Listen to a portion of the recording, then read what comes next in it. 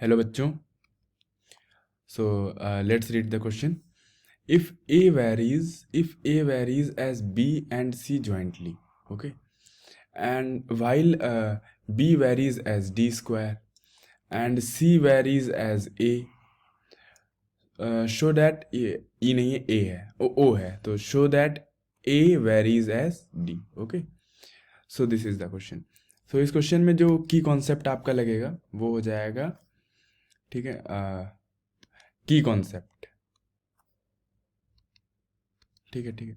सो की कॉन्सेप्ट जो आपका हो जाएगा वो हो जाएगा आपका, अगर कहीं पे भी आपको कुछ ऐसा दिया हो कि x is directly proportional to y, okay, x is directly proportional to y, तो इसको आप लिख सकते हैं x इज इक्वलिटी लगाने के लिए x is equals to k y, okay, जहाँ पर जो k है वो एक कांस्टेंट है, k is a constant, okay, के कांस्टेंट है. अब यहाँ पे देखते हैं कि अब हम क्या कर सकते हैं. यहाँ पे हमें दिया हुआ है a वेरीज एज b, ठीक है.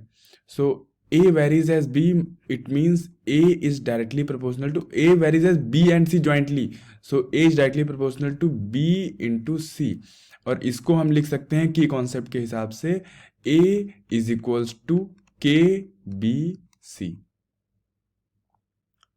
ओके, के बी सी. अब दूसरी जो कंडीशन दी हुई है वो दी हुई है b varies as d square, so b is directly proportional to d square, so ये इज इक्वल्स टू हो जाएगा आपका b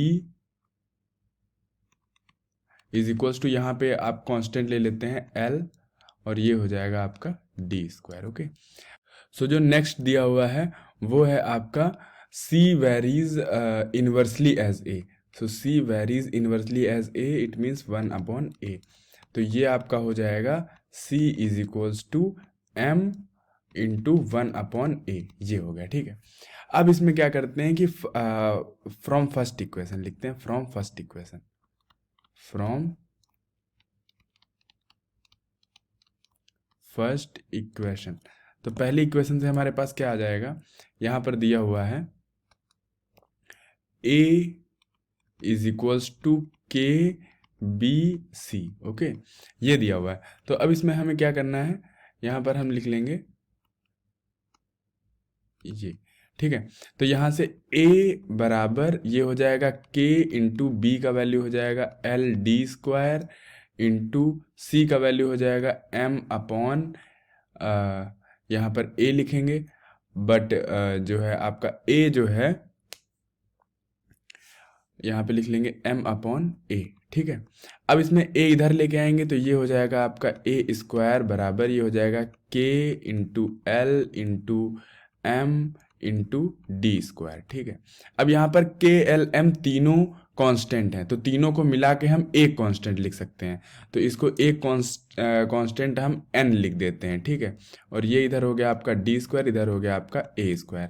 अब इसको हम क्या करते हैं, दोनों तरफ अंडर रूट कर देते हैं, तो ये ए स्क्वायर का a बचेगा, n का अंडर रूट हो जाएगा, और डी स्क्वायर का d बचेगा, ठीक है. तो अब ये कांस्टेंट है, तो कांस्टेंट हटा करके हम इक्वलिटी को डायरेक्टली प्रोपोर्शनल में चेंज कर सकते हैं. तो यहाँ पे हम इसको लिख सकते हैं a is directly proportional to d, it means a varies as d, so हम लिख सकते हैं it means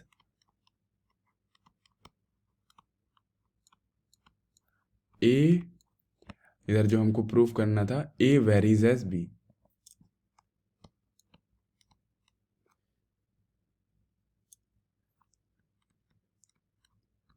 varies as D, okay. तो यहाँ पे हम लिख सकते हैं, so hence proved. So I hope आपको मेरा सोल्यूशन समझ में आया होगा. Thank you, best of luck.